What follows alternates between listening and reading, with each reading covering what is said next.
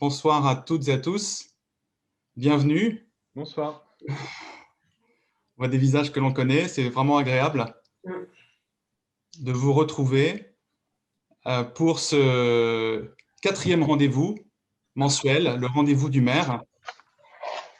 On va attendre encore quelques minutes, mais je vais juste me présenter. Je suis Philippe Herzberg, maire adjoint, et je vais avoir le plaisir ce soir de vous présenter les différents moments de notre heure que nous allons passer ensemble, de cette réunion publique, et de vous présenter le déroulé et ces différents moments. Et je pense qu'on va attendre, généralement, on a 2-3 minutes de battement, le temps que tout le monde retrouve le lien et se connecte à cette réunion Zoom. On a le privilège de pouvoir continuer à se réunir grâce à cette technologie. Donc, merci à tous de nous retrouver un petit peu avant le couvre-feu, à 18h30, un vendredi soir.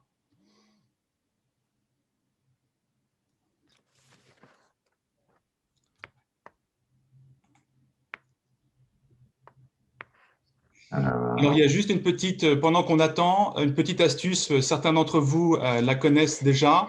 Avec Zoom, vous pouvez vous renommer en cliquant sur votre cadre. Vous avez 3 petits points bleus et vous allez pouvoir cliquer sur ces 3 points et vous renommer si vous le souhaitez pour que ce moment partagé, on puisse pouvoir vous nommer par votre prénom, vos noms ou les deux, comme vous le souhaitez. Réunion, non. Attends. Je pense qu'on va pouvoir commencer dans quelques secondes. Eh bien, donc je vais juste vous présenter cette heure que nous allons passer ensemble. Nous allons démarrer cette heure avec Madame la maire Aline de Marcillac, qui va partager quelques mots avec nous. Nous allons ensuite avoir un moment qui est un exercice que pour ceux et celles qui étaient présents avec nous le mois dernier, nous avions un petit moment de convivialité que nous appelons Faisons connaissance, qui nous permet pendant, là, ce sera 8 minutes, d'être en sous-groupe de 4 personnes pour juste faire connaissance. Et je vous expliquerai un petit peu le principe voilà le résumé de la soirée, l'agenda de la soirée. Donc, ce moment Faisons connaissance, voilà, je vous décrirai un petit peu le principe de ces 8 minutes que nous passerons en sous-groupe. Puis, nous aurons, et je donnerai la parole à mes collègues pour ce que nous appelons un flash info sur 3 thématiques ce soir. Les vaccinations, nous en sommes, le budget et la démocratie participative. Puis, nous aurons un moment qui va nous permettre de plonger dans des thématiques. Et ça sera intéressant puisque vous allez pouvoir choisir les thématiques qui vous intéressent et d'entrer en contact avec les élus qui sont en charge de ces différentes délégués et en lien avec ces différentes thématiques, que sont le scolaire, la culture, travaux, voirie et environnement. On l'appelle un peu le VDA Agora virtuel, puisque pour certains d'entre vous, vous connaissez peut-être déjà ce moment en présentiel que nous avons conservé aussi une fois par mois, qui nous permet de nous retrouver, pour la plupart du temps, c'est place de l'église. Et donc, voilà, donc c'est un peu le principe de ce VDA Agora virtuel, mais là, autour de thématiques. Et je vous expliquerai aussi le principe, puisque vous allez pouvoir, et je vous le rappellerai, vous allez pouvoir aller d'une salle à l'autre, d'une thématique à l'autre, en fonction de votre centre d'intérêt, mais vous pourrez aussi rester en séance plénière si vous le souhaitez. Donc vraiment, c'est un moment très, très, très flexible aussi pour vous de participation. Et ça sera sur une demi-heure. Nous aurons aussi un moment de conclusion, et puis bien sûr des moments de questions-réponses après les interventions sur la vaccination, le budget et la démocratie participative. Donc voilà un format d'1 heure.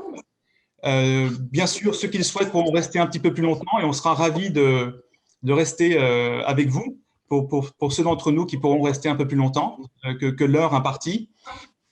Mais tout d'abord, je vais donc donner la parole, comme je vous l'ai dit, à à Madame la maire, Aline de Marcillac, qui va partager quelques mots avec vous. Aline. Oui, merci Philippe. Bonjour à tous. Ce que je vais juste vous dire, c'est quelques mots de bienvenue pour laisser rapidement la parole à mes collègues et puis laisser du temps aux échanges. C'est vrai que c'est assez atypique de faire une réunion publique la veille des vacances scolaires. Ça ne nous est jamais arrivé. Donc, voilà, ce sont aussi des signes qui montrent qu'on vit une période particulière, mais dans cette période particulière, je pense particulièrement en fait à tous les parents qui ont assuré l'école à la maison pendant la semaine en plus de leur travail. Donc, j'imagine qu'ils peuvent être contents d'être en vacances. Peut-être aussi que ces vacances sont un peu compliquées à organiser cette année. Donc, effectivement, voilà, c'est une période qui peut être un peu difficile et je pense beaucoup à chacun de vous. Je pense aussi à tous ceux d'entre vous qui sont déjà vaccinés et à tous ceux d'entre vous qui attendent d'être vaccinés. Et on a la joie de vous annoncer l'ouverture d'un centre de vaccination partagé avec Chaville et Sèvres qui va ouvrir le 19 avril, ce qui est voilà, le signe aussi que la vaccination, lentement mais sûrement, se déploie. Et puis, ce moment, c'est aussi d'abord une occasion d'échanger avec vous. Donc, comme on l'a dit, on en est maintenant, c'est notre 4e rencontre citoyen exécutif municipal qu'on appelle aussi le Zoom du maire et voilà, des adjoints. C'est vraiment un temps d'échange avec vous. Je vois un certain nombre de visages ou de noms qui sont familiers, d'autres qui le sont moins, et j'espère qu'on aura le temps d'échanger. Tandis qu'il y aura des petits groupes qui vont être des salles de travail, comme si on pouvait se retrouver dans des petites salles virtuelles. Et puis, il y aura une salle qui sera voilà, dans laquelle je resterai pour échanger avec ceux qui le souhaitent. Donc, le mois d'avril, c'est aussi le mois où on a adopté les grandes orientations du budget municipal. Donc, le conseil municipal est derrière nous, le budget a été adopté. Donc, voilà, Thierry Suffy pourra vous en parler. Et puis, on a effectivement des projets, vous devez avoir des questions de court terme sur ce qui se passe dans la ville, l'actualité, les chantiers de la ville ou les chantiers d'intervenants dans la ville. Et puis, quand Philippe vous parlait de démocratie participative, en réalité, c'est plus les sujets. Le thème n'est pas en soi la démocratie participative, mais les sujets qui vous sont soumis dans la plateforme citoyenne. Et on serait content aussi d'avoir vos retours sur toutes ces questions-là. Donc, je vais vous souhaiter à tous une bonne heure. Nous resterons une bonne heure ensemble. Je vous souhaite d'avoir de bons échanges. Je suis vraiment très heureuse qu'on puisse avoir ce temps maintenant. Et très bonne soirée à tous. Et je passe la parole à Philippe, qui, je pense, va redistribuer les cartes et faire intervenir chacun de mes adjoints sur les sujets qui vous ont été énoncés tout à l'heure. Merci beaucoup, Aline. Alors, nous allons utiliser toutes les ressources de Zoom, puisqu'on va faire cet exercice et on va pouvoir bien, se retrouver par groupe de 4. C'est le moment que nous appelons « faisons connaissance ». Et donc, le principe, on vous encourage à activer votre caméra, parce que c'est vrai que c'est assez convivial de pouvoir se voir, mais c'est votre choix à chaque fois. Et on a une petite idée à chaque fois pour mieux faire connaissance pendant ces 8 minutes que vous allez, par groupe de 4, passer ensemble, mais répondre à peut-être 2 questions. Une première qui serait, ou plutôt, ce n'est pas des questions, mais c'est en fait des intentions, une bonne nouvelle que vous avez envie d'annoncer à vos voisins. Et puis, la deuxième chose, la première chose que je ferai quand ce confinement prendra fin. Donc voilà, c'était un peu des pistes de réflexion qu'on voulait vous soumettre pour un petit peu bien, faire entrer cette convivialité dans ce moment et se connaître un petit peu pendant ces 8 minutes. Donc, je vais donner le top départ et on va se retrouver bien, chacun dans un sous-groupe de 4 Et donc, voilà, donc je donne 3, 2, 1. Eh bien, je crois qu'on va à tout de suite et on se retrouve ensuite en session plénière pour les moments d'intervention suivants. À tout de suite et bon moment convivial de connaissance. Eh bien, bonsoir, rebonsoir. Nous sommes de retour en session plénière. J'espère que ce moment de prise de connaissance était agréable pour chacun, chacune. Vous avez pu vous projeter dans l'avenir avec les premières choses que vous allez faire quand le confinement prendra fin et puis partager des bonnes nouvelles entre vous. Nous allons donc maintenant avoir une session de 10 minutes à peu près avec 3 interventions. La première, comme nous l'avons dit, sur les vaccinations, un point sur les vaccinations. La deuxième, sur le budget. Troisième, sur la démocratie participative. Et on va pouvoir, après chaque intervention, poser deux, 3 questions. Donc, n'hésitez pas, je vous inviterai à poser des questions, soit en activant votre micro, soit par le chat. Et on essaiera de prendre les questions dans l'ordre. Et puis, il y aura de toute façon un temps de questions à la toute fin. Donc, ne vous inquiétez pas, il y aura, on passera le temps qu'il faut aussi pour y répondre. Donc, j'invite maintenant, on va commencer par Florence Boutet, qui va nous parler et faire un petit point sur la vaccination. À toi, Florence. Merci Philippe, bonsoir à tous. Donc, comme vous l'annoncez, Madame la maire, le point majeur concernant la vaccination concerne l'ouverture d'un centre de vaccination programmé pour le 19 avril prochain et mutualisé avec Chaville et Sèvres. Et donc, ce centre de vaccination ouvrira à Sèvres, à Chaville, pardon, à l'Atrium. Donc, d'ici la semaine prochaine, la campagne de communication sera prête et donc vous pourrez prendre rendez-vous de vaccination soit sur Doctolib, soit via un numéro de téléphone qui sera dédié. On aura un standard dédié. Du coup, j'en profite pour passer un petit message. Si toutefois parmi vous, il y a des médecins, des vétérinaires, des infirmiers qui souhaitent donner un peu de leur temps et réaliser quelques vacations auprès du centre de vaccination, ils peuvent bien entendu adresser un petit email à la mairie et on prendra en compte voilà, leur candidature et on sera très heureux de les recevoir au sein de ce nouveau centre. Comme vous le savez également, donc la vaccination aujourd'hui, elle est ouverte à toutes les personnes âgées de plus de 70 ans et à toutes les personnes de 50 ans qui présentent des facteurs de comorbidité. L'extension de la vaccination à partir du 16 avril concernera toutes les personnes de plus de 60 ans, puis à partir de la mi-mai pour les personnes âgées de plus de 50 ans. Voilà, le centre de vaccination donc, de Chaville ouvrira le 19 avril, au moins jusqu'à la mi-juillet, en fonction des doses de vaccin que nous recevrons. Sachez que pour la première semaine, a priori, il est prévu qu'on reçoive à peu près 350 doses de vaccin. Donc voilà, c'est le nombre de doses de vaccin qui va conditionner les horaires d'ouverture et les jours d'ouverture de la semaine, mais évidemment, toutes les informations seront disponibles sur le site internet de la ville et on communiquera très largement sur cette ouverture. Voilà, je me tiens à votre disposition si vous avez des questions. Merci Florence. Est-ce qu'il y a des questions suite à l'intervention de Florence sur la vaccination? Vous pouvez désactiver votre micro. Ah, allez-y.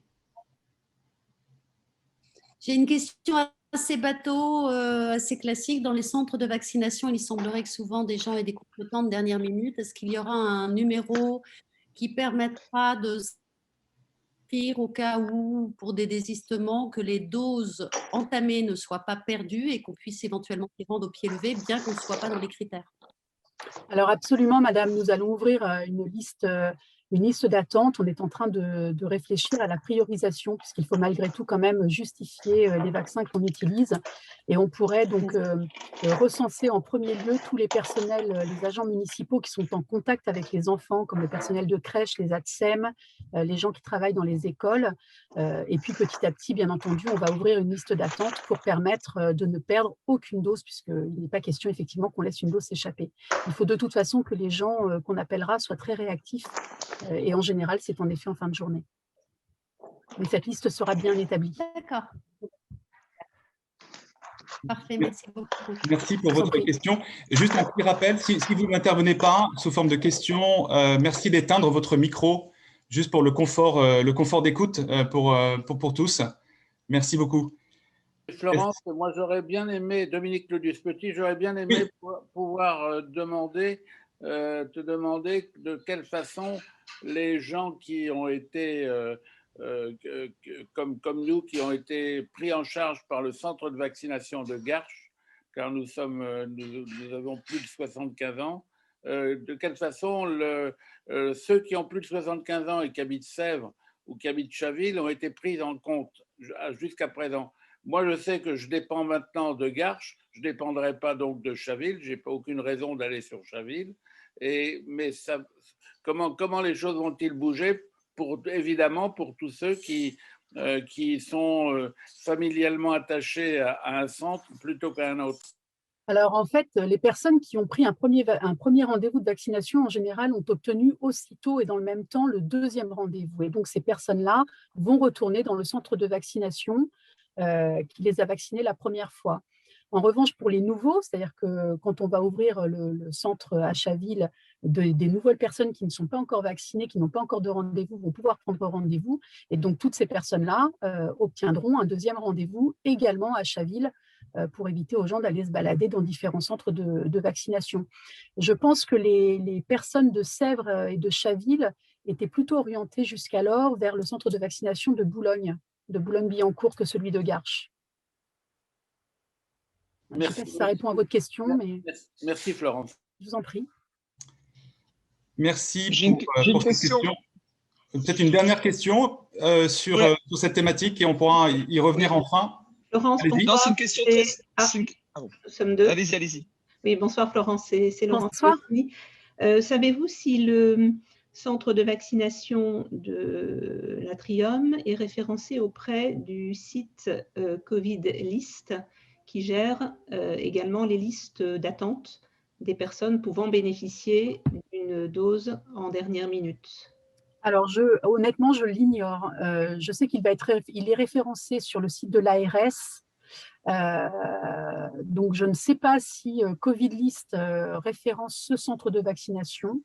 Bon, je l'espère, mais de toute façon, encore une fois, on va avoir une liste d'attente qui, je vous le dis, en premier lieu, va être orientée plutôt d'abord vers les agents des 3 villes qui sont en contact avec les enfants, et puis petit à petit, on va élargir la priorisation. Donc voilà, je pense qu'on communiquera sur ce sujet de toute façon. L'idée, effectivement, c'est qu'aucune dose ne se perde. C'est absolument nécessaire. Merci Florence. Je vous en prie. Et il n'est pas prévu que les enseignants soient vaccinés en priorité? Alors, il est prévu que les enseignants soient vaccinés. On attend juste de savoir comment l'éducation nationale, puisque les enseignants ne sont pas des personnels villes, et donc il ne faut pas qu'on fasse doublon avec ce que l'éducation nationale prévoit par ailleurs pour les enseignants qui pourraient entrer par ailleurs dans les publics prioritaires cibles prochainement. Donc, on attend juste d'avoir cette information-là. Mais si c'est nécessaire, bien entendu. Je sais que dans certaines communes, les enseignants étaient vaccinés. Oui, alors après, nous, c'est vrai qu'on débute, le centre n'est pas encore ouvert. Oui, donc voilà, il y a énormément de littérature sur le sujet et on essaye vraiment de se référencer à ce qui est fait, aux préconisations de l'ARS. Puis par ailleurs, on est allé également visiter le centre de vaccination de Boulogne-Billancourt pour comprendre leur fonctionnement et puis essayer de tenir compte de leur expérience et de ne pas commettre les mêmes erreurs qu'eux, notamment à l'ouverture pour ne pas perdre de temps et être efficace très très vite. Oui. Donc bien entendu que si on nous demande de vacciner les enseignants, ce sera le cas, il n'y aura pas de doute. Voilà. Merci beaucoup pour vos questions. Je vous propose que nous donnions la parole, et merci Florence pour tes réponses. Merci à vous. Je vous propose de donner la parole à Thierry Sioufi pour plonger dans une présentation succincte avec les points saillants du budget. Et je rappelle, juste en préambule, qu'il y aura un dossier de 2 pages très complet dans le journal municipal du mois de mai. Donc, il y aura des informations complémentaires. Mais à toi, Thierry, pour cette présentation du budget aujourd'hui.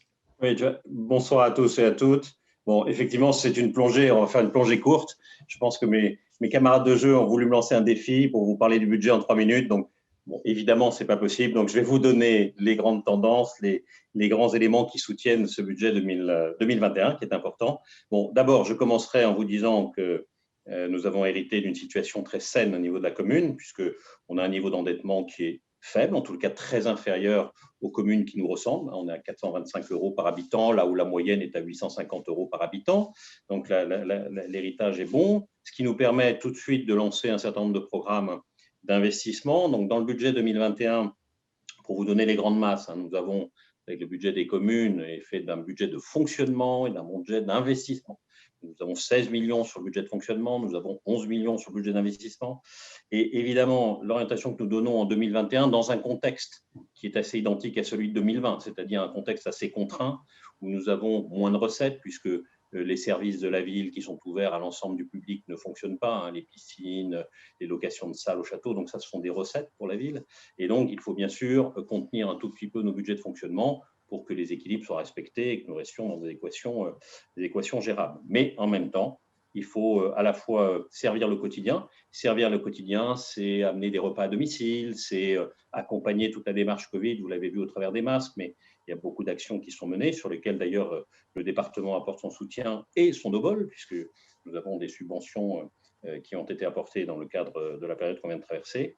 En tous les cas, pour 2021, le programme prioritaire, et c'était l'engagement de campagne d'Aline, c'est notamment d'investir sur tout le patrimoine de la ville, c'est-à-dire le gymnase, les écoles, et nous lançons donc un grand programme d'investissement, de rénovation, de modernisation de l'ensemble des équipements. Je le dis parce que ce n'est pas neutre comme budget, c'est 7 millions d'investissements qui se fait en temps de crise, donc nous maintenons le cap sur ce sujet, et l'objectif, bien sûr, c'est d'offrir des équipements qui soient à l'état de l'art, mais également qui tiennent compte des perspectives d'avenir, notamment pour le gymnase, de manière à ce que l'emploi de ce gymnase soit tout à fait conforme aux attentes des Dagobéraniens. Donc ça, c'est un premier axe important de ce budget. Le deuxième axe, c'est, je dirais, dans la politique de modification, avec la taxe d'habitation, un certain nombre d'entre vous ne la paieront plus, mais un certain nombre la paieront encore jusqu'à 2023. Ceci étant, cette taxe d'habitation, elle n'existe plus pour la ville, c'est-à-dire qu'elle a été remplacée par une assiette forfaitaire. Alors, je ne veux pas rentrer dans les détails techniques, ça modifie un tout petit peu la fiscalité de la ville au sens de son emprise. Mais peu importe, pour vous, c'est totalement transparent. Ça aura sûrement une incidence dans le temps, parce que comme c'est une assiette, et on sait que la ville va continuer à vivre et à bouger, forcément, nous aurons peut-être des nouveaux besoins qui apparaîtront et qui ne seront pas financiers, puisque l'assiette sera figée. Mais passons sur ces détails. Dans ce contexte, nous avons décidé pour 2021 de ne pas augmenter les taux. Donc, les taux de taxes foncières demeurent à l'identique de ce que vous aviez. Et donc, il y a une politique absolument de stabilisation des taux, ce qui est là aussi un engagement courageux, parce que nous avons quand même à faire face à des dépenses, mais encore une fois, ça nous paraît tout à fait adéquat avec la période, et puis avec l'état dans lequel nous avons trouvé la commune, qui est encore une fois très saine. Enfin, dernier point que je partage avec vous dans ce budget, qui est contraint, nous avons également un poids très important concernant ce qu'on appelle la loi SRU, c'est-à-dire la loi sur le logement social. Vous savez que Ville d'Avray fait partie des villes pour lesquelles il est demandé de construire beaucoup plus de logements sociaux. Nous avons actuellement un taux de logements sociaux de 12%, et la loi nous demande d'être à 25%. Alors, simplement pour dire les choses factuellement, ça veut dire que nous avons actuellement 509 logements sociaux sur la ville, ce qui est déjà assez marquant, mais qu'il en faudrait 609 de plus immédiatement pour que nous échappions à la taxe qui nous a été attribuée. Bon, évidemment, construire 609 logements sociaux nets, ce n'est pas à l'ordre du jour, ce n'est pas ce que nous souhaitons faire. Nous souhaitons poursuivre dans cette politique d'intégration des logements sociaux au milieu des programmes qui peuvent naître dans la ville, avec mesure au niveau de ces programmes. Et donc bien sûr, nous avons était taxé de 378 000 € parce que nous n'avions pas cette conformité aux 25% de logements. Je vous passe les détails. Hein.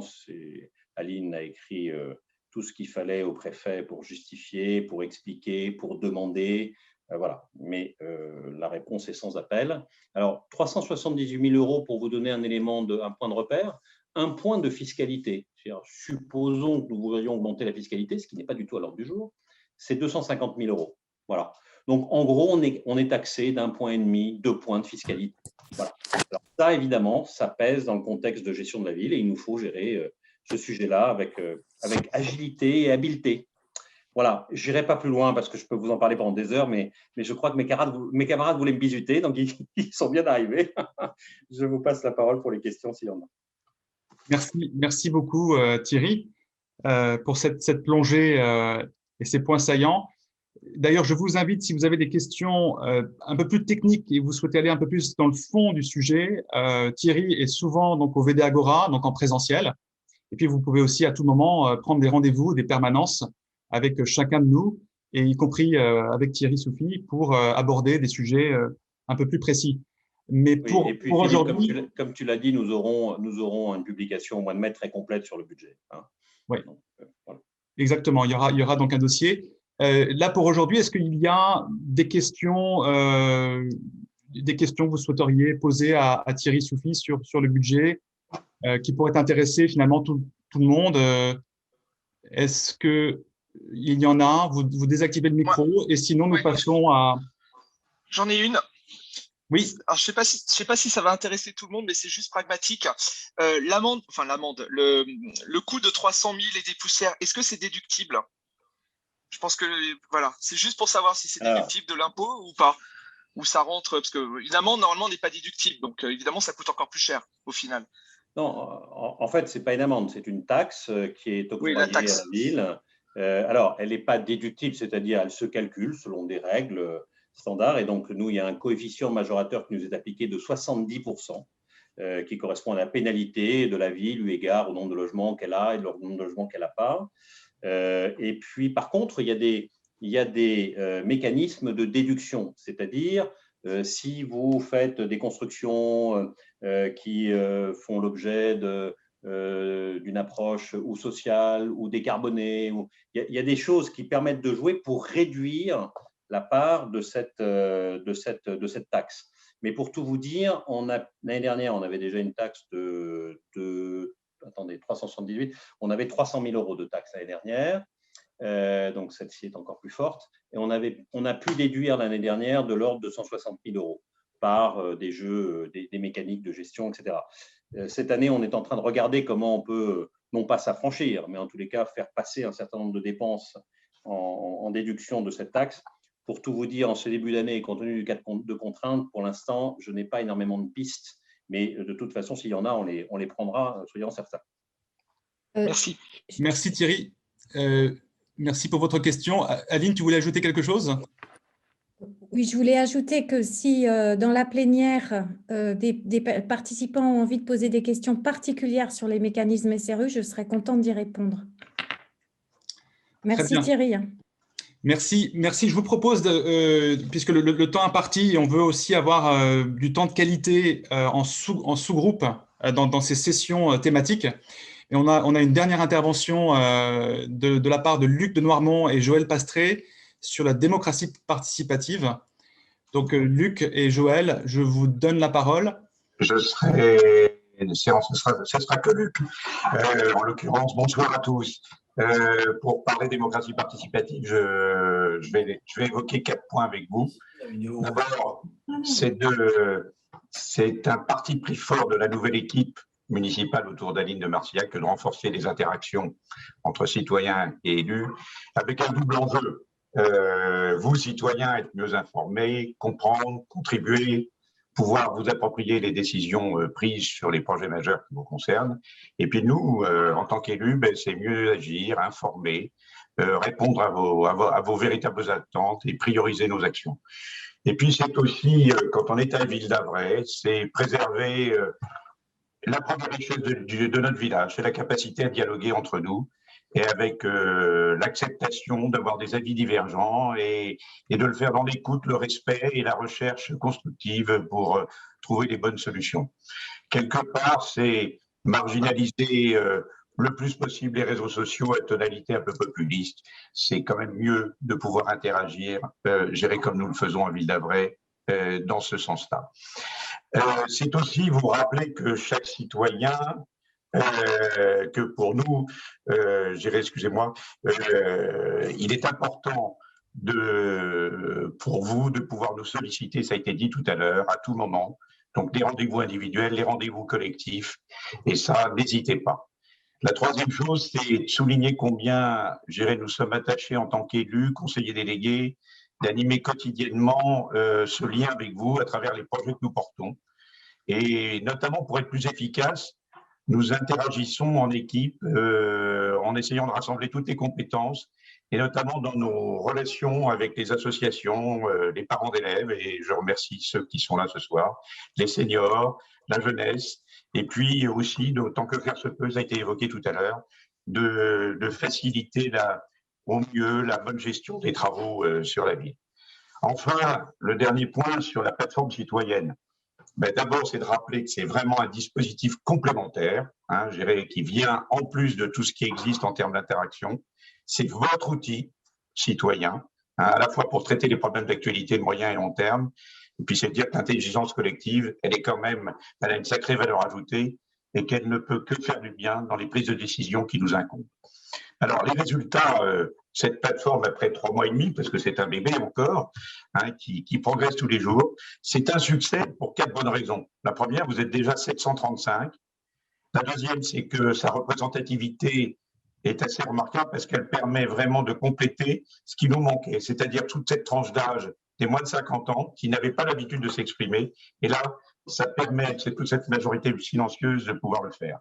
Ce sont les différents sujets qui vous ont été proposés, de la culture en passant par le commerce, le centre-ville, les aspects solidarité, et enfin la tonalité.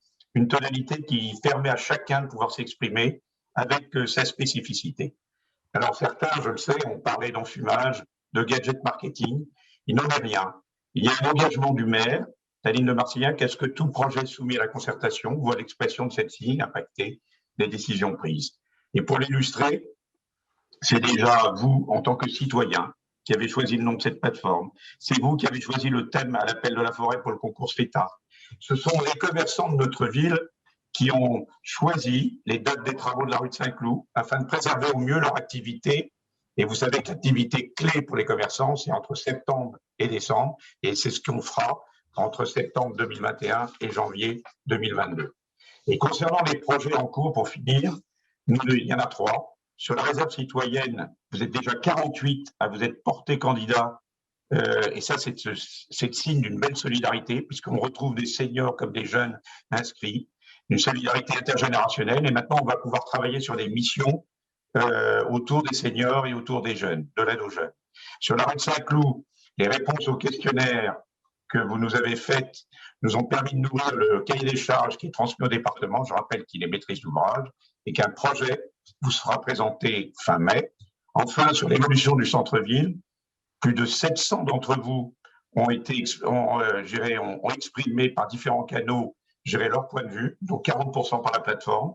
On peut parler d'une concertation citoyenne significative et dont nous pouvons être fiers collectivement. Alors, les prochaines étapes, sur les 4 parcelles, c'est une réunion publique, si bien sûr le contexte sanitaire nous y autorise, fin juin, avec la présentation d'un avant-projet qui prendra en compte largement les résultats des différentes concertations générées depuis 18 mois. Et sur le deuxième sujet concernant le centre-ville, nous allons ouvrir la concertation sur la place Charles de Gaulle, qui est un point essentiel. Quelle place Charles de Gaulle nous voulons pour demain? Nous allons entamer cette concertation en plusieurs étapes. La première vous sera proposée sur la plateforme citoyenne d'ici fin avril, avec l'approche suivante. La place Charles de Gaulle de demain, comment la voyez-vous? Et avec une question essentielle qui sera la place de la voiture. Merci beaucoup, Luc, pour cette présentation. nous allons maintenant passer à… il y aura un temps de questions après, mais comme le temps passe et on veut absolument avoir ce temps de qualité ensemble en sous-groupe, je vous propose qu'on pose des questions sur la plateforme citoyenne à la fin. Je rappelle aussi que dans chaque journal municipal, dans chaque numéro, vous avez un point sur la plateforme pour vous informer sur les différents projets que vous pouvez trouver sur cette plateforme aussi. Alors maintenant, l'exercice, la petite session interactive qu'on vous propose, c'est que vous allez avoir les 4 thématiques présentées précédemment, scolaire, culture, travaux et voirie, environnement, qui s'affichent devant vous. Et vous allez pouvoir choisir la session, donc la salle virtuelle dans laquelle vous souhaitez rejoindre pour avoir un échange avec les différents élus qui sont en charge de ces délégations.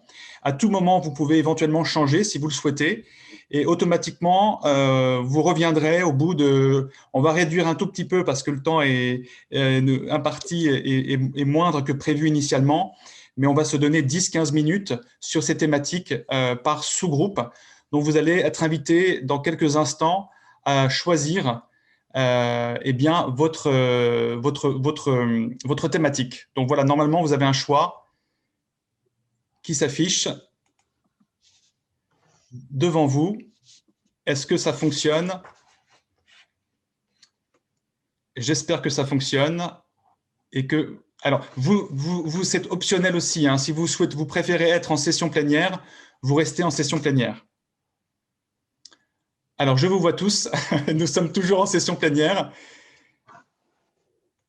Alors, attendez. On va essayer de relancer. Je suis en contact avec la régie et… On ne peut pas appuyer.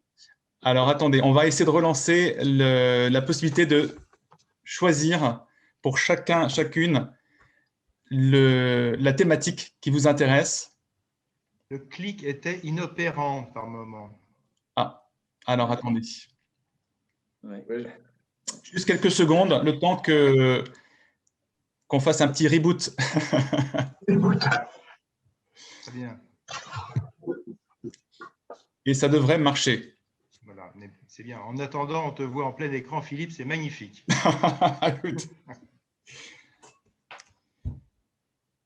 Maintenant, c'est toi qu'on voit, Pierre. Attendez. Est-ce que la régie peut Alors, la régie, est-ce que, petit souci… Est-ce que vous pourrez nous aider, la régie? Oui, est-ce que… Il y a une petite info de la régie? Ça marche, Philippe. Simplement, rappeler room 1, 2, 3, 4, à quelle thématique elle correspond. Ah oui, d'accord, très bien. Alors, la 1, c'est scolaire. La 2, culture. 3, travaux en cours et voirie. 4, environnement. Très bien, merci. Merci, Philippe. Est-ce que ça marche pour vous? Oui, ça marche. Donc, il faut appuyer sur diviser en groupe. Et la plénière? Voilà. Oui, voilà. La plénière, c'est quel sujet? C'est tout La plénière, il faut ne rien sélectionner. Oui, mais c'est quel sujet? Là, c'est la plénière. On sera 3 élus, dont le maire, pour voilà, Oui, questions diverses. Pardon, voilà. oui, pardon, Jérôme, excuse-moi, je n'ai pas compris ta question. Donc, je ne peux pas rejoindre ma salle. Hein. Mais ça ne marche pas, le lien. Non, ça ne marche pas. On ne peut pas rejoindre cliquer, la salle. mais Non, ça marche. je n'arrive pas non plus. Il n'y a pas d'accès possible. Pour le coup, ça marche chez moi. Hein. Pour le coup, ça marche chez moi. Hein. Alors, en fait, en haut à gauche, vous avez activité en groupe séparé avec 4 petits carrés. Vous cliquez dessus et vous choisissez la salle. Oui, mais je ne l'ai pas. Ah, parce que moi, je l'ai sur mon écran. Oui, juste en dessous du petit haut-parleur. Oui, vous voyez, ma femme aussi, elle a réussi à aller sur un groupe. Jérôme, il y a le petit haut-parleur et qu'est-ce qu'on fait? En fait, moi, j'ai un iPhone là. Donc, j'appuie sur l'écran. Donc là, il y a marqué Zoom, vidéo, partage, participants. Et en haut à gauche, il y a 4 petits carrés. Donc, il faut cliquer sur ces 4 petits carrés. Là, ça vous propose les 4 salles. Voilà. Et les petits carrés, ça s'appelle diviser en groupe sur le micro-ordinateur en bas. Ah, peut-être après, oui. Il faut appuyer sur le chiffre de la salle, c'est-à-dire qu'il y a écrit rejoindre quand on appuie sur le chiffre 11 de la room. Exactement. Voilà, pour ceux qui ne trouvent pas la salle, vous mettez dans vous vous renommez et vous mettez le numéro. Et donc, je rappelle le numéro, toute façon, il est affiché. Numéro 1, scolaire, 2, culture, 3, travaux, voirie et 4, environnement. Vous mettez ce numéro devant votre nom. Mais sinon, effectivement, en bas, moi, je l'ai en bas, breakout rooms. Divisé en groupes. Voilà, c'est ça. En groupe. Ça y est. Et donc, vous choisissez votre… voilà, je vois que la plupart sont, ont rejoint. Parfait. C'est bon, c'est bon. Il y a quoi? C'est bon. Ouais. Ouais, c'est divisé en groupes. Ouais, ouais.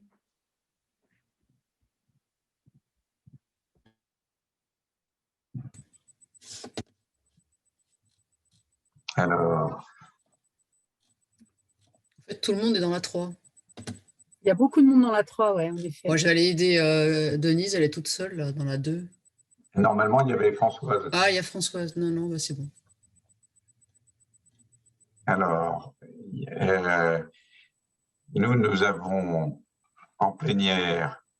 Mais on voit quand même tout le monde.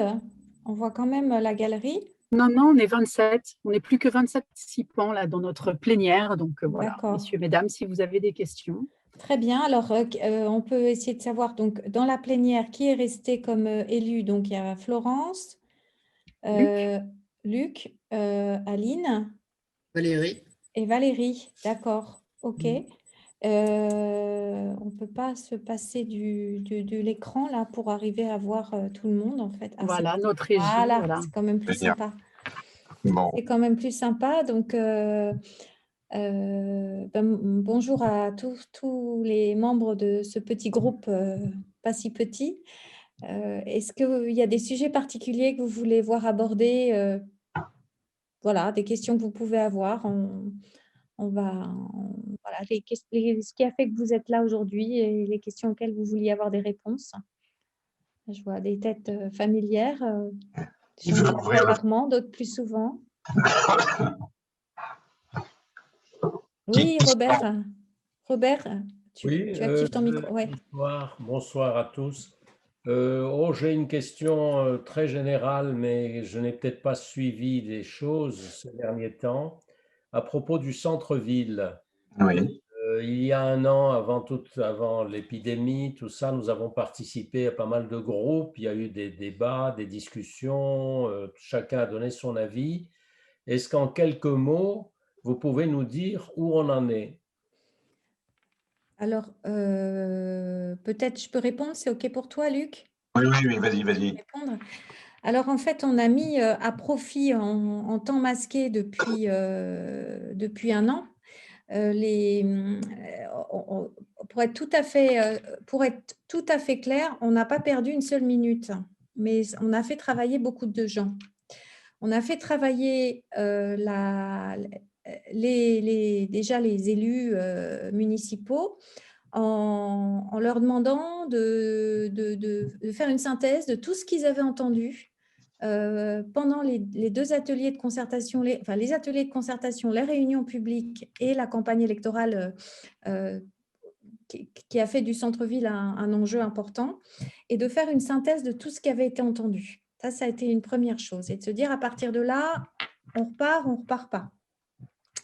On a décidé de repartir, de poursuivre la démarche, parce que pour nous, l'amélioration du centre-ville était vraiment un enjeu, et qu'on était, je parle pas techno, hein, c'était vraiment un enjeu. Il y a des besoins à Ville-d'Avray, que ce soit la maison médicale, que ce soit de rapprocher les seniors du centre-ville, que ce soit de trouver une dynamique, de moderniser ne serait-ce qu'un certain nombre de nos équipements.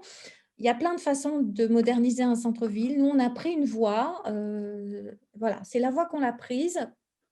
On s'est dit que c'était pas la voie la plus facile, compte tenu de la démarche qu'on avait fait au début, parce qu'on a assumé le fait d'avoir présenté trop vite un projet qui avait l'air terminé alors qu'il n'était pas, et que finalement, on n'avait pas passé assez de temps avec les habitants pour se réapproprier les enjeux.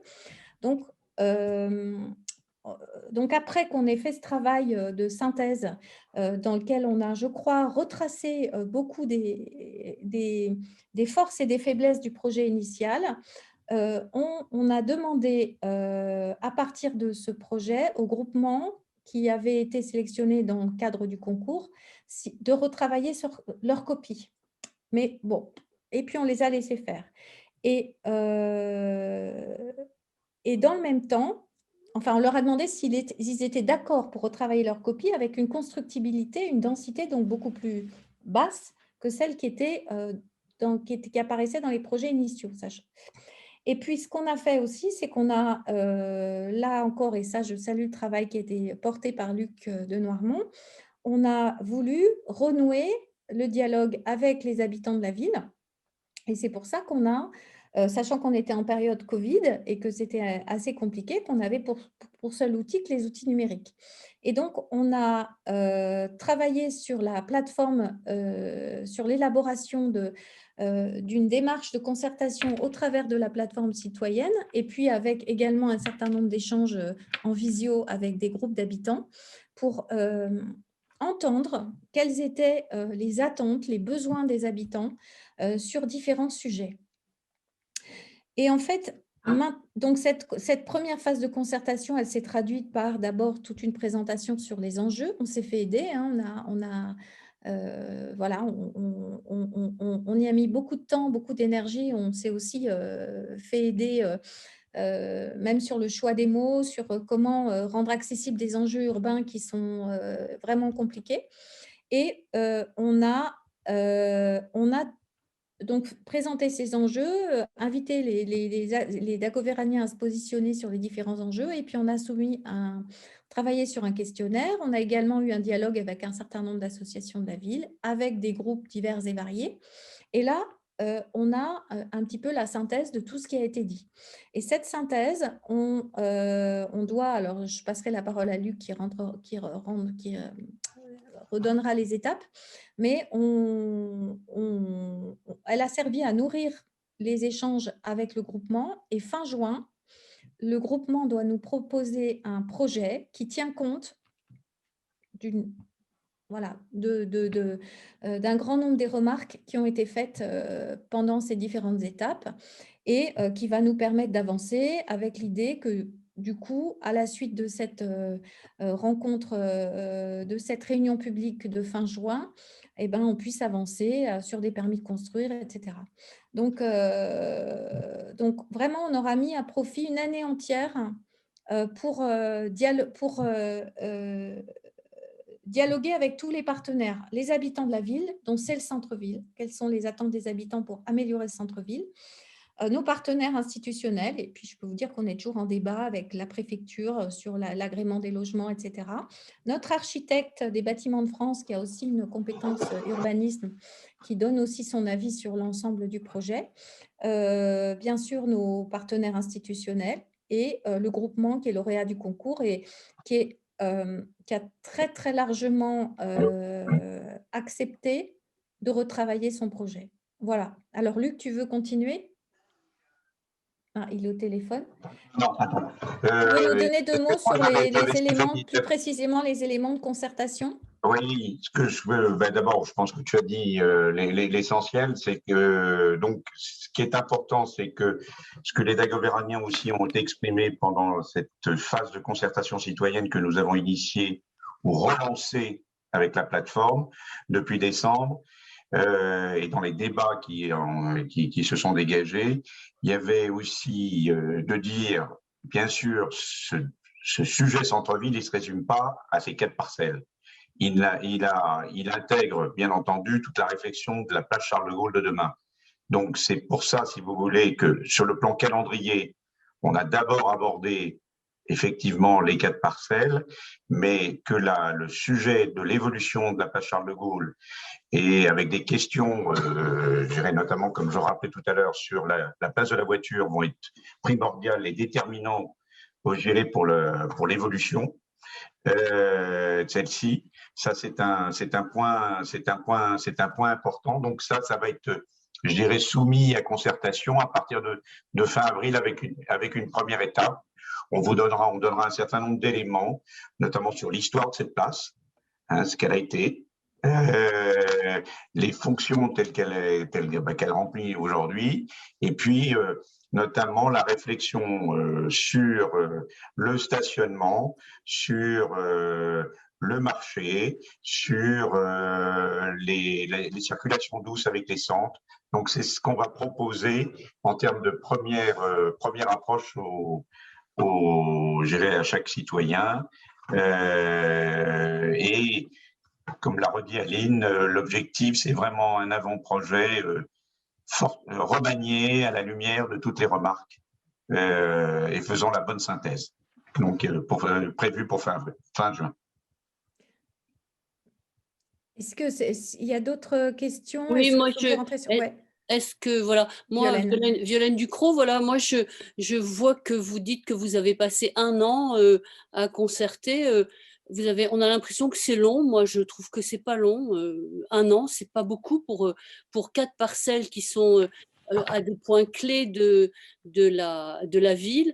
Quand on voit, enfin de la ville, oui, parce que ce sera plus un village, ça sera, on peut dire de la ville. Donc 1 an, c'est pas beaucoup. Même, et surtout pour un programme aussi important. Et puis, il y a quand même, on voit, enfin, dans Paris, la façon dont Paris évolue, on est quand même en lien avec la région parisienne. Par exemple, je vous avais dit, le fait de vendre des parcelles alors qu'on pourrait simplement donner un bail amphithéotique et garder ces terrains parce que ce sont des terrains en centre-ville et qui ne doivent pas normalement être privatisés. Enfin, je ne trouve pas qu'1 an, moi, ça ne me paraît pas long comme temps. Je pense qu'on peut faire mieux et on peut. Il n'y a pas de. Voilà, ce que je ne comprends pas, c'est pourquoi est-ce qu'il faut absolument avancer tout de suite. Je peux répondre peut-être. Enfin, on peut. D'abord, ça fait 1 an, parce que ça fait 1 an, mais le projet il date de 2017-2018. Hein, donc, et que les 2014, c'était aussi. Il y avait un certain nombre des choses qui sont des éléments de programme du projet de centre-ville, en particulier, par exemple, la résidence senior, la maison médicale, qui sont des projets qui sont dans les tuyaux depuis extrêmement longtemps.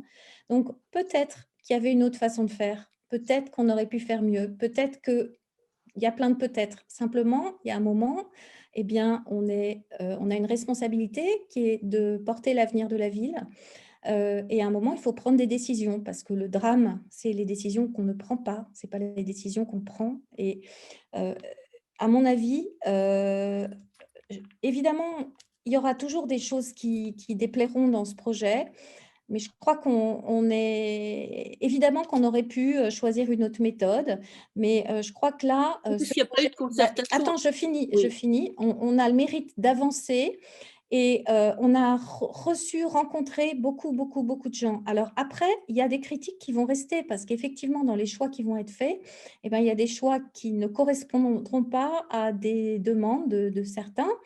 Eh ben, il faudra bien les expliquer et je suis prête absolument à tout expliquer. Mais je crois que le pire… Pardon ? Oui, pour parler, on peut toujours expliquer, oui. Mais ça a été fait sans concertation. Hein. En 2014, il n'y avait pas de concertation. Ça s'appelle un programme électoral, en fait, juste. Hein. C'est-à-dire qu'en 2014, en fait, je pense qu'en 2014, l'équipe qui a été élue avec un programme et a essayé de le mettre en œuvre. Il y a des choses qu'elle a pu mettre en œuvre, d'autres pas. Il y a des choses qui étaient bien, d'autres pas bien. Mais voilà, en tout cas, la difficulté du gouvernement, c'est qu'il y a un temps pour consulter, pour échanger, pour essayer d'entendre et éventuellement tous les angles morts qu'il peut y avoir dans un projet. Et Dieu sait si on en a écouté. Et puis, il y a un moment pour décider.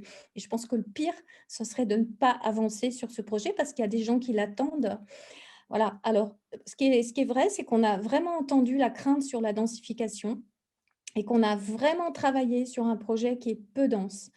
La deuxième chose, c'est que on a travaillé sur un projet qui est peu dense et par exemple, on a un parti pris aussi qui va être globalement de ne pas artificialiser plus que ça ne l'est. Donc, c'est pareil, il faudra que vous le voyez concrètement dans le résultat, mais c'est…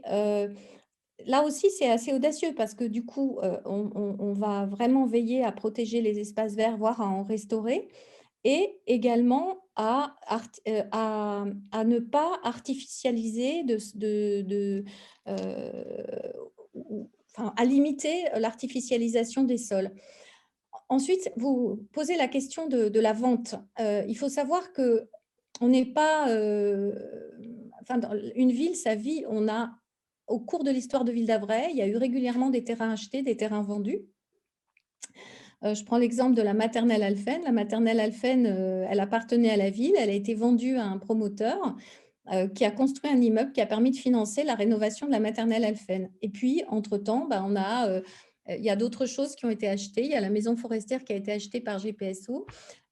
Donc, dans la vie d'une ville, il y a des choses qu'on achète, il y a des choses qu'on vend.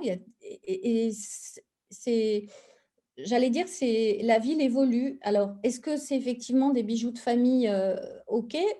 Certains nous reprochent de vendre des bijoux de famille.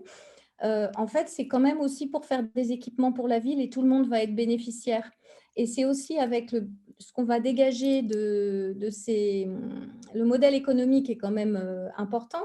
Et c'est aussi ce qu'on va dégager comme recette de ces cessions foncières qui va nous permettre de financer d'abord les équipements en question et puis ensuite de restaurer ça c'est quelque chose aussi qu'on a bien entendu, hein, je ne déflore pas le sujet, mais des maisons annexes anciennes qui font partie de l'histoire de la ville, la maison Malglaive, la maison Pradier. On a aussi des enjeux à terme sur le château. Enfin voilà, en fait, il faut aussi savoir que Thierry vous a parlé du budget tout à l'heure. Une ville comme Ville d'Avray n'a plus de recettes fiscales. On a de moins en moins de dotations de l'État. On participe de plus en plus aux mouvements de péréquation intercommunaux et également entre régions. Et que du coup, il faut qu'on soit un petit peu intelligent pour créer une dynamique qui va se porter, qui va finalement assurer un bien-être, un bien-vivre pour les habitants. C'est ça qui est important pour nous. On ne fait pas ça pour embêter les gens. Hein, voilà. Donc, je pense qu'on aura un beau centre-ville. Mais le projet n'est pas du tout définitif. Pour l'instant, il est en train d'être travaillé et il va y avoir encore des échanges et il y aura une réunion publique fin juin.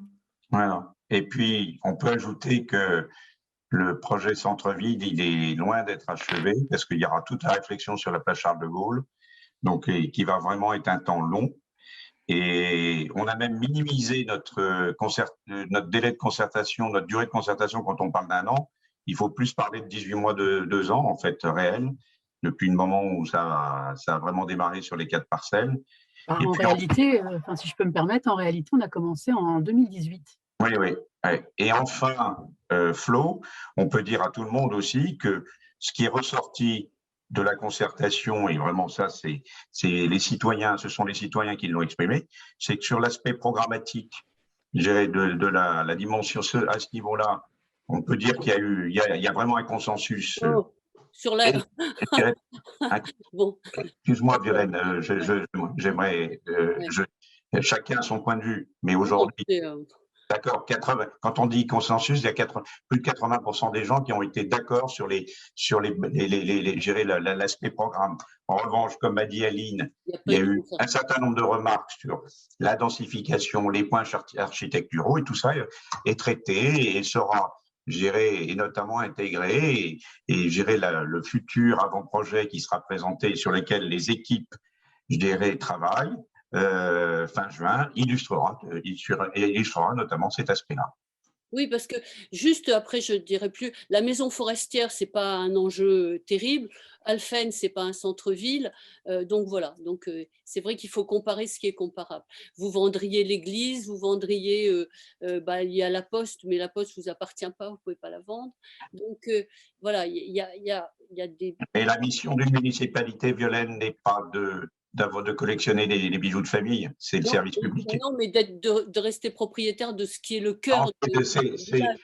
C'est avant tout le service public. C'est avant tout le service public et comment on peut le générer avec des finances saines. Mais voilà, c'est important. Je veux dire, c'est important que chacun puisse s'exprimer sur le sujet. Hein, sincèrement, c'est vraiment notre souhait. Maintenant, à un moment, on essaye d'avancer. Oui, bien sûr.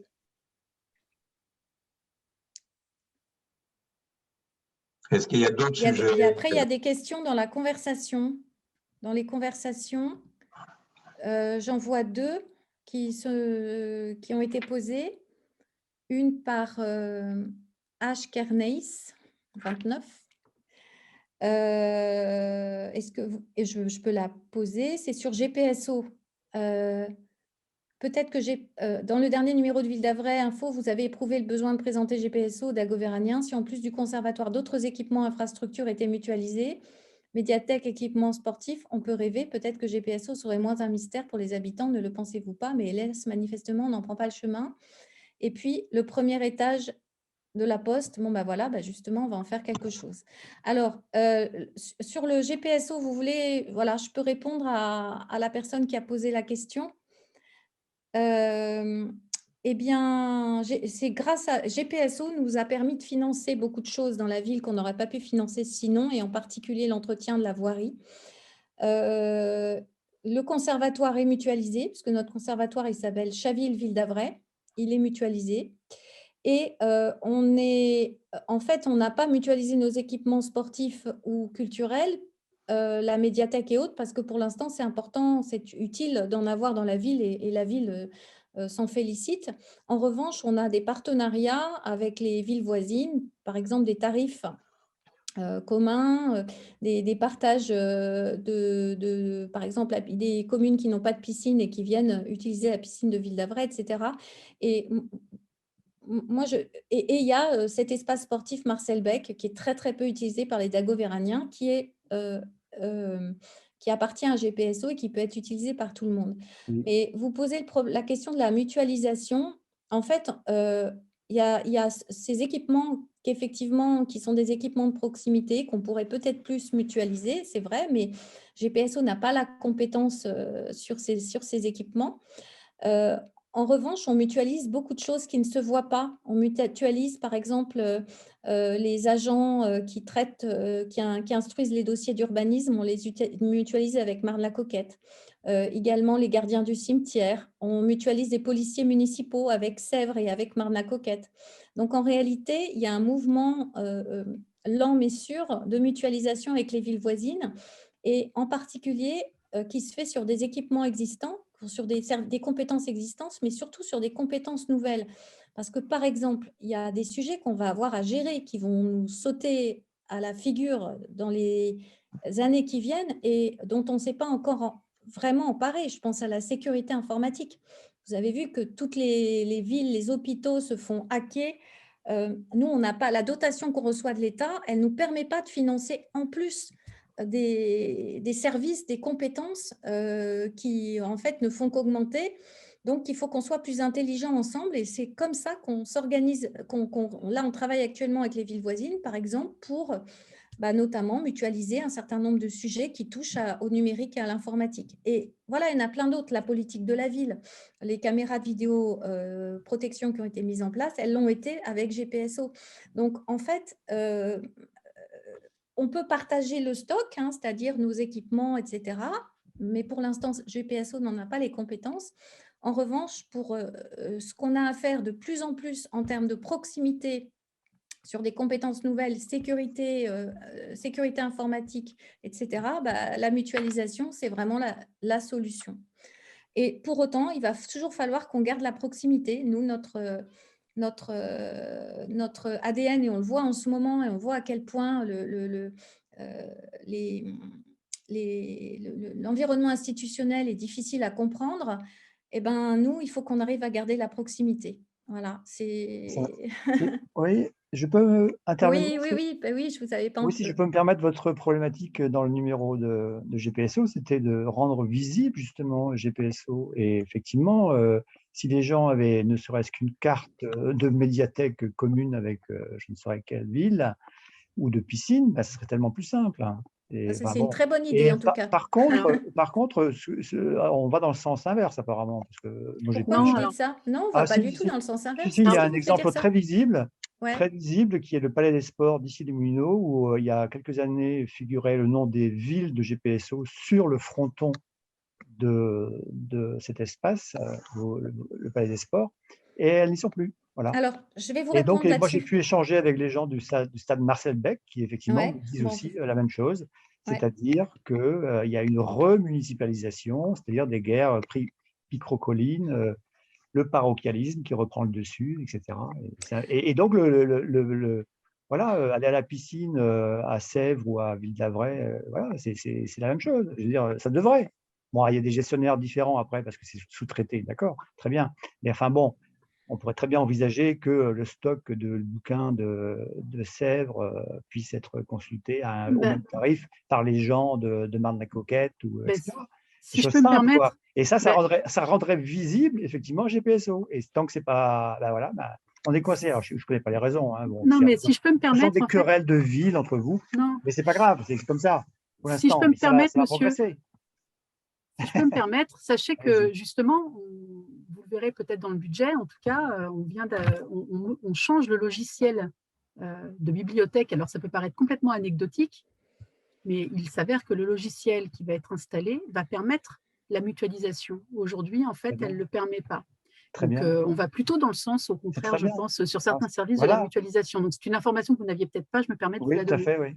Très bien, merci, voilà. C'est très bien, oui, ça va dans le bon sens, ça va dans le bon sens. Merci beaucoup. En fait, ça va aller dans le bon sens. Et le cas, alors, ce que vous dites, effectivement, c'est que chaque ville, enfin, c'est tout l'enjeu d'avoir un projet de territoire qui intègre toutes les villes de GPSO. Et c'est vrai que chacune peut avoir son histoire, etc.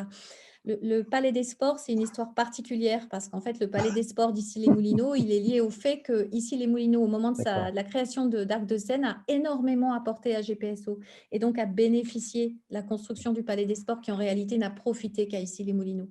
Et voilà. Mais ça, c'est une histoire voilà, c'est des échanges qu'il y a eu pour que tout le monde y retrouve ses petits au moment de la création de l'Interco. Mais c'est-à-dire que les gens voient de plus en plus une mutualisation à une échelle plus importante. L'exemple le plus flagrant, c'est celui de Vélib. Donc, effectivement, on se dit pourquoi on ne pourrait pas, à une échelle moindre, envisager des choses communes, plus regardez, visibles. Le centre de vaccination, c'est l'illustration. Avec Sèvres et Chaville, on travaille beaucoup ensemble, en fait. Mais c'est vrai qu'il y a des villes très différentes et puis il faut arriver à garder la proximité. Mais monsieur, je vous remercie parce que j'aime vraiment beaucoup ce que vous dites sur la nécessité d'intégrer davantage de services.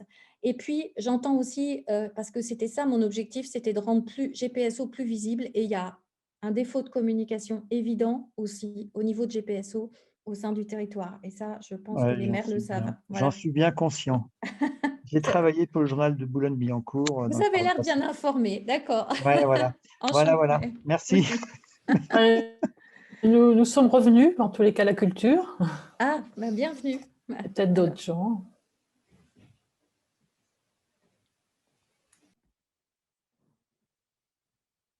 Est-ce qu'il y a d'autres questions? Je vais rendre la parole au modérateur. Oui.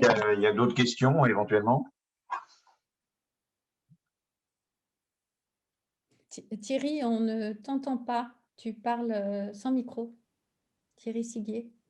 Alors, voici de nouveau en session plénière. Le temps a filé, je ne sais pas pour vous, mais moi, je n'ai pas vu passer le temps et on a déjà dépassé l'heure qu'on s'était réservée. Donc, c'est formidable qu'on soit aussi nombreux. Sur l'environnement, il y a eu plein de projets. Il y a eu un projet qui a émergé, beaucoup de questions très intéressantes qui nous font vraiment avancer dans nos réflexions. Donc, merci pour ces contributions. J'imagine que c'était pareil sur vos autres thématiques et aussi en session plénière, pour ceux qui sont restés en session plénière avec Aline et mes collègues.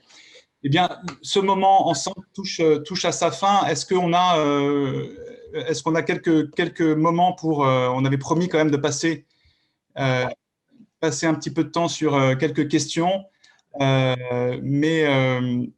Oui, alors… C'est vrai que ce qui serait intéressant, c'est d'avoir un peu une synthèse. Il y avait 4 thématiques. Donc, est-ce qu'on peut avoir un porte-voix très rapide pour chacune des thématiques? Et je commence par Elisabeth. Est-ce que tu peux être notre porte-voix sur l'environnement?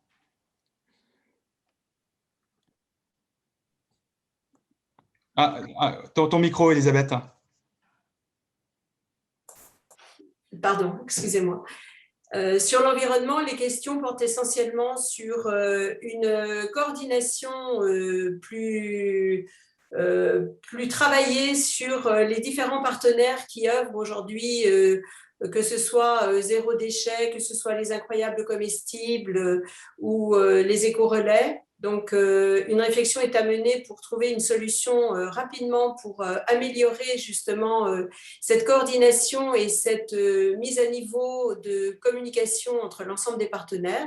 C'est une première chose.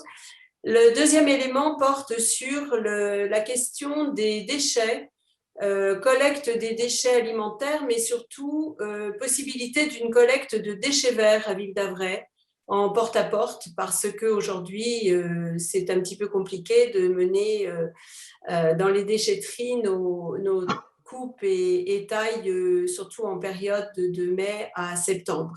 Voilà, mais c'est un sujet qui préoccupe effectivement beaucoup de nos concitoyens. Le dernier point, Philippe, tu veux le… Non, en fait, je pense que c'est très bien. On va rester court un peu sur une synthèse. Très bien. Merci beaucoup, Elisabeth, pour cette synthèse. Agnès, est-ce que tu veux prendre la parole pour nous offrir une synthèse sur 1 minute de vos très rapidement, on a parlé du nombre de classes qui diminue à l'école primaire, donc dans nos écoles, et justement quelles étaient un petit peu les origines. Donc mince, j'ai rappelé donc vous êtes toujours là? Oui. Mince. Oui, on est là. Oui, pardon, excuse-moi. Oui, parce que je ne vous voyais plus.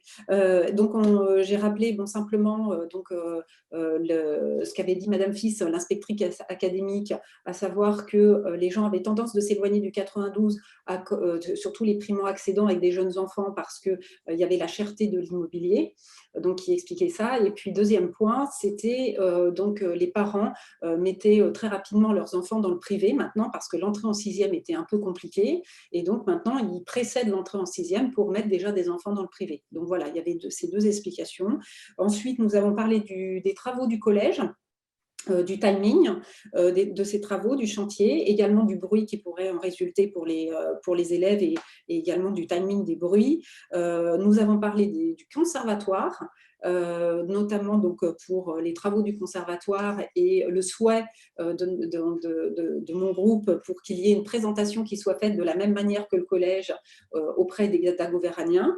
Et puis, pour finir, on a parlé des classes CHAM, pour savoir le nombre d'élèves pouvait contenir une classe à horaire aménagé musique au collège, à savoir c'est 30 élèves maximum qui seront répartis à la rentrée prochaine sur 2 classes. Voilà. Merci beaucoup Agnès. Denise, sur la culture. Oui, nous n'étions pas très nombreux, mais l'assistance était de qualité, je tiens à le dire. Donc, avec qui a marqué vraiment, enfin, c'est fait l'écho, je pense, de la majorité de nos concitoyens pour dire que vraiment, on a envie que les salles rouvrent, qu'on puisse retourner dans les espaces de culture, qu'on puisse retourner au cinéma. Il y a eu un petit garçon qui vraiment a demandé qu'on montre des films. Donc, voilà. Donc, tout ça, et puis aussi, on a évoqué, on nous a dit, et on l'entend, qu'on n'utilise peut-être pas suffisamment le patrimoine de Ville d'Avray, qu'on ne le montre pas assez, surtout compte tenu de la richesse qui est présente. Voilà, donc l'information que j'ai donnée, et je profite de l'occasion qui m'est donnée ici, c'est que oui, il y a une question, on nous a demandé de montrer le patrimoine historique, et j'ai annoncé que Madame Dominique Claudius-Petit allait donc reprendre des visites guidées en petits groupes pour montrer, pour faire vivre le patrimoine des Villes d'Avray. Voilà. Merci. Je crois que j'ai fait le tour. Merci Denise, on peut même faire des visites guidées par Zoom maintenant. Oui. Et avoir 100 personnes avec nous. Ouais, les gens, je crois, ont envie de se retrouver dans l'espace. Oui, non, bien sûr, mais si vraiment on est contraint, on peut faire ça aussi. Et donc, Jérôme, pour la thématique, travaux, voirie, une petite synthèse de 1 minute, s'il te plaît.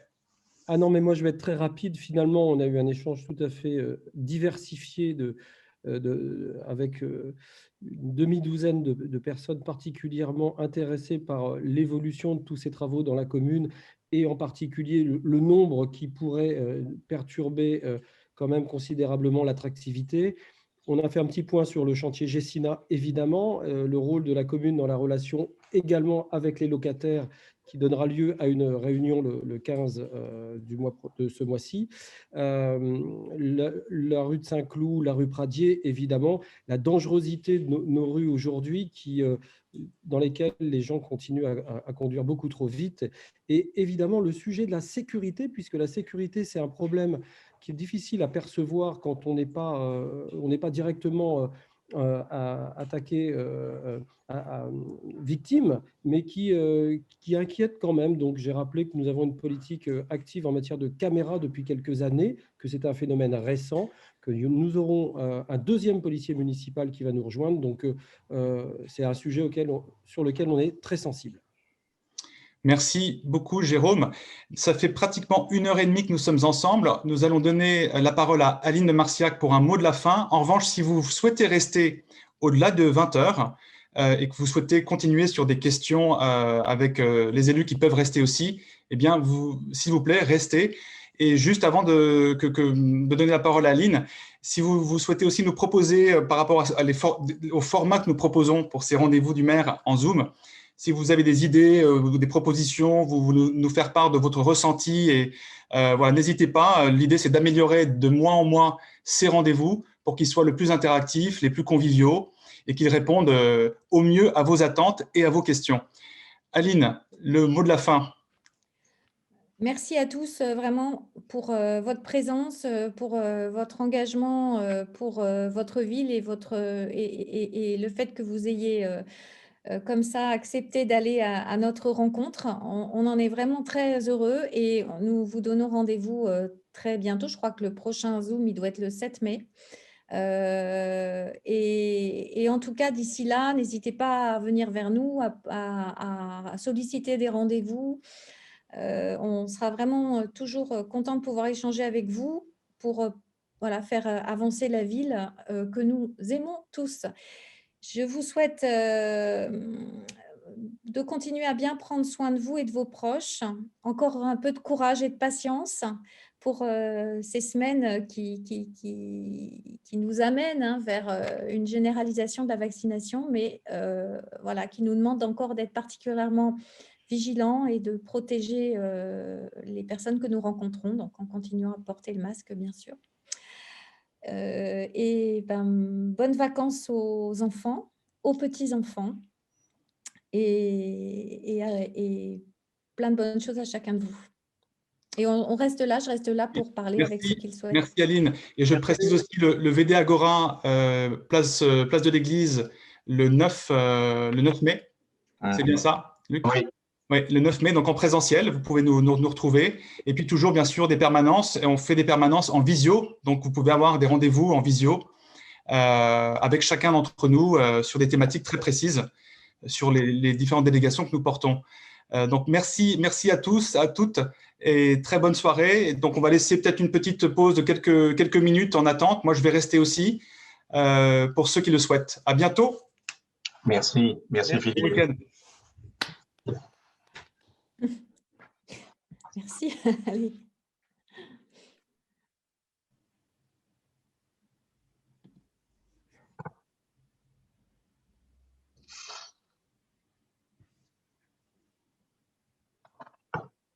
Au revoir. J'aurais une petite question. Oui. Une petite question très pratique. Dominique. Oui. J'ai vu dans le journal que le street art, c'est demain et après-demain, si j'ai bien compris. Et ça va se passer comment? Non, il me semble que j'avais noté 10 et 11 avril. Elle est toujours là, Denise. Oui, Denise est là. Ouais, Denise. Mets ton micro, Denise.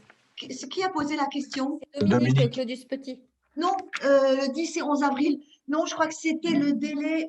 Oui, c'était le délai prévu initialement. Mais depuis, on a mis sur la plateforme, on a évidemment l'évolution de la crise sanitaire nous a amené à complètement revoir notre calendrier parce que d'une part, eh bien, les collectifs, il y a des collectifs qui ne peuvent pas se réunir. Les jeunes de la Java notamment ne peuvent pas se réunir. Donc, on a repoussé le concours. On est plutôt, ce n'est pas encore totalement fixé, on est plutôt sur une réalisation de la fresque fin juin.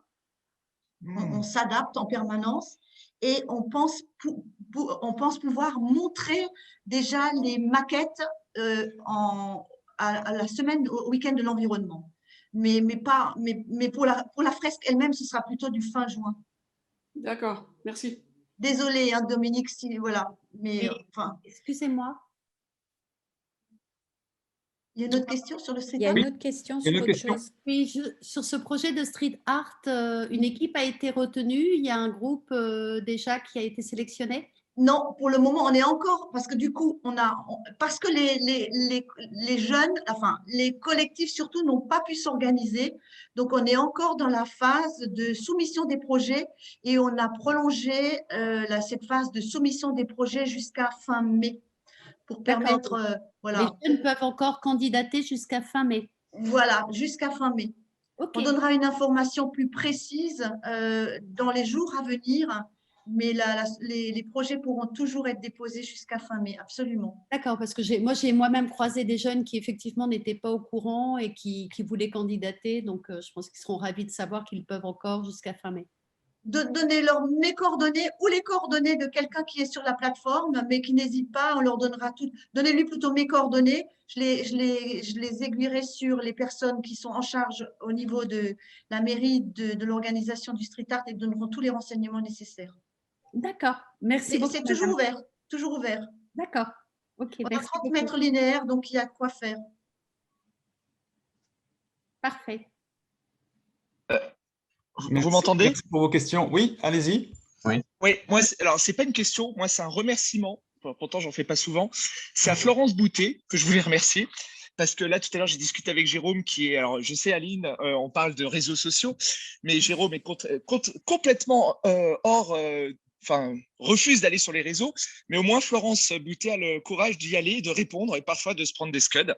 Et j'aime bien. Voilà, c'est tout ce que je voulais dire. Vous aimez bien quoi? Que je prenne des scuds ou que… Non, que vous répondez aux questions. Que vous répondez aux questions. Parce que, non, en toute honnêteté, c'est vrai que bon, les réseaux, après, ça a son avantage et ça a son inconvénient.